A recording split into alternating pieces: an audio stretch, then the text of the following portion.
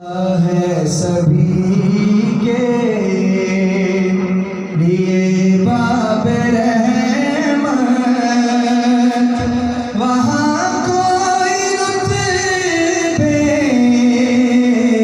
में अदना नाली, मुरादों से दामन नहीं कोई खाली,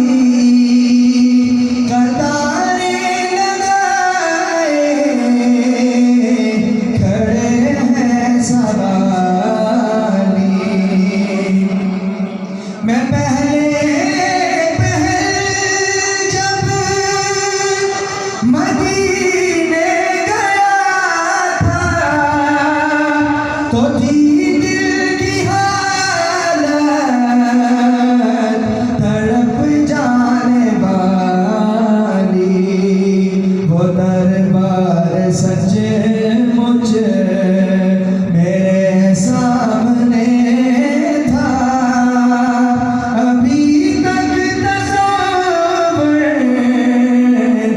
जिसका ख्याली मैं के हाथ से दिल संभाले हुए था, तो थी दूसरे हाथ रोजे की जाली, दुआ के लिए उठते तो कैसे न ये हाथ खाली, न वो हाथ खाली। शायद को कसम पूछा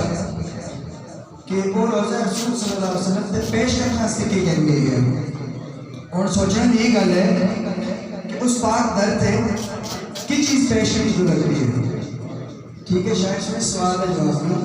शेर मिलता है कि जवाब सुनो। जो पूछा